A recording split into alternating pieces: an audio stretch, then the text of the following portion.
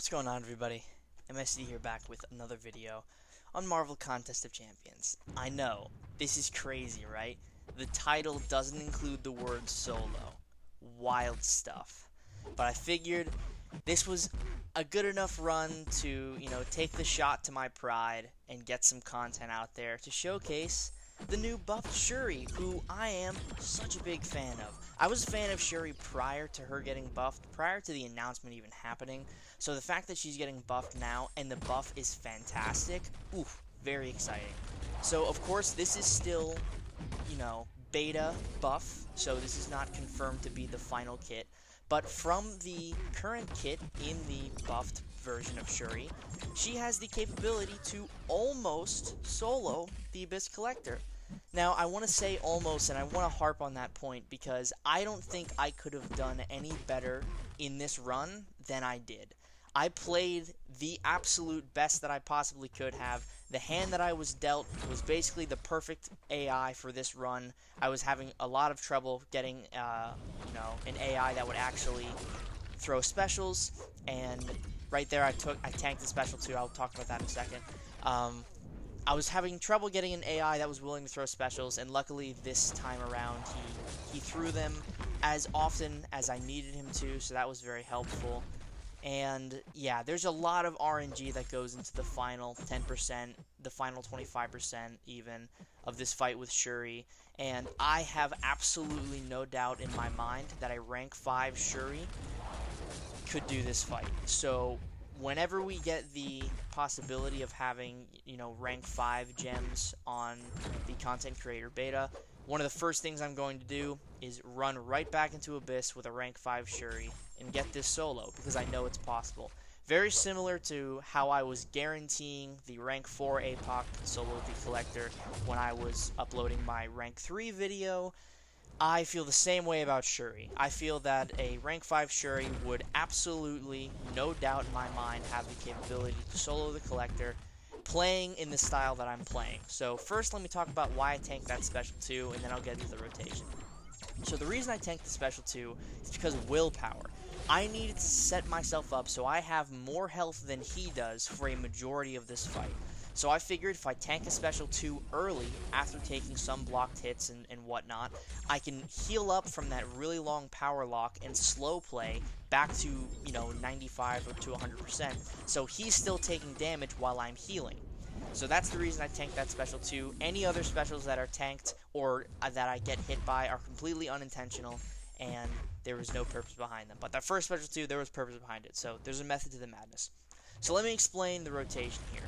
Shuri has unique damage now. Shuri has a unique form of damage, where she has active and passive debuffs, along with a nice, healthy, hardy special 3 burst once you have a good amount of those debuffs built up. So the Abyss Collector obviously has a 55% chance to shrug off any debuffs, and this is not affected by ability accuracy. So the chance of me landing my shock debuffs are very low, but the chance of me landing my shock passives are guaranteed. So what I decided to do was I decided to bring a Tuma, who guarantees that Shuri's first 10 hits are guaranteed crits. So right there, wasn't intentional, just my bad. A Tuma guarantees that the first 10 hits in the fight are guaranteed crits. So what I did was I parried twice, or I parried throughout the beginning of the fight to guarantee I get 10 passive shocks on the Collector. Now what that does for me is it guarantees that I have a solid foundation of damage to start, as well as gets me into the rhythm of doing either parry medium medium or parry medium light medium right into a special 1, which gives me 6 more guaranteed crit passives that, once consumed with a matrix charge, will place a guaranteed critical shock. So the big thing about Shuri, what you're going to notice here, is that her shock cap has been cut in half. And to compensate for that, the damage of each individual shock has been increased.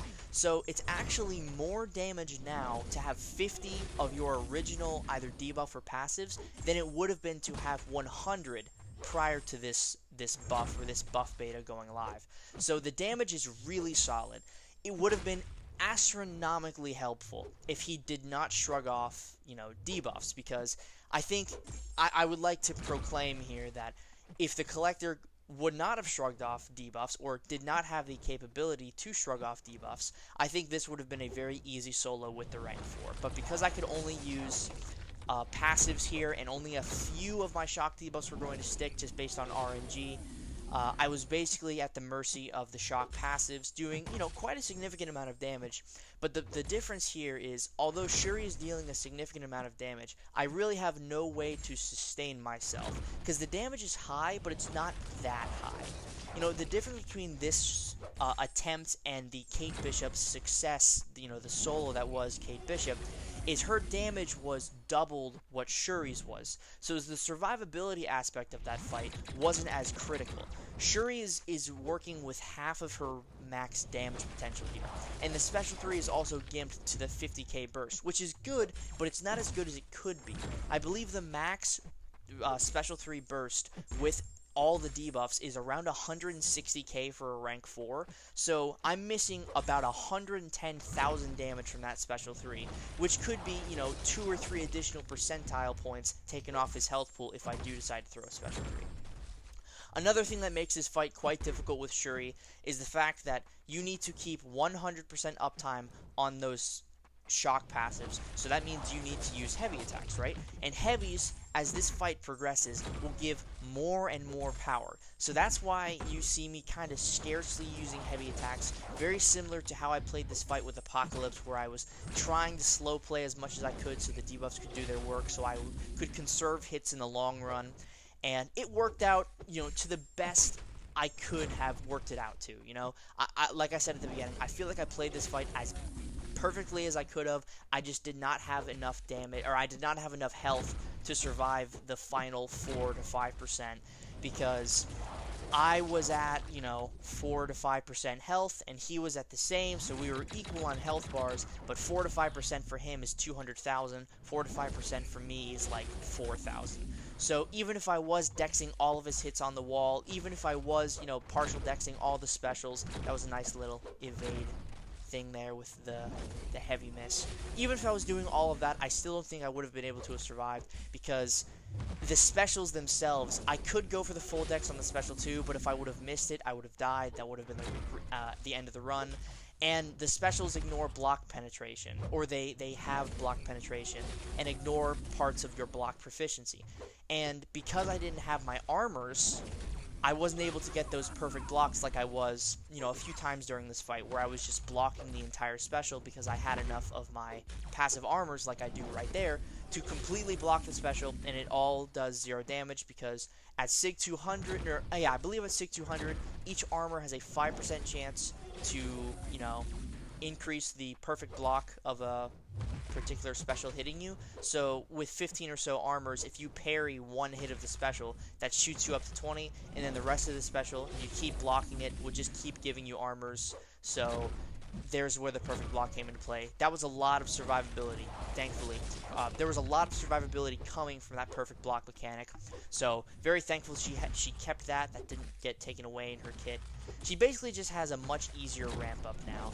And for fights outside of this absolutely ludicrous, RNG fiesta that this final phase is for the Collector, I specifically say RNG Fiesta for Shuri, because with other characters, it's a little more manageable. Like with APOC and Kate Bishop, it was a lot more manageable because I had a lot more control, because Kate Bishop, higher damage, APOC, higher survivability, so both of them had one factor that was helping out in that final phase. But Shuri doesn't have any of that, especially once her armors go away, and especially once you're under 55%, the Collector can no longer miss on specials. So I couldn't just stand there, block 2 hits, charge heavy, and miss the special 1 or the special 2 anymore. I had to either block it or partial dex, which is what I decided to do.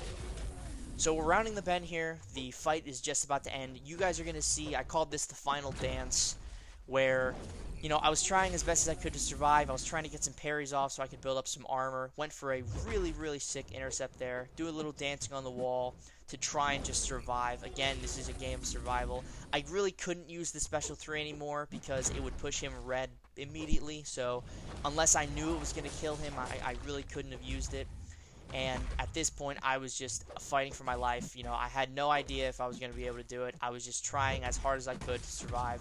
He was just getting too much power, and, you know, I couldn't stall for very much longer because, you know, the Abyss charges are going to start running out. And if they run out completely, he's unblockable and fully unstoppable. So there really wasn't anything I could do. There was the Heimdall trigger, and yeah, that's it. So thank you guys so much for watching, and hopefully you'll see me again soon with a rank 5 takedown of this guy, or maybe with another champion. Peace.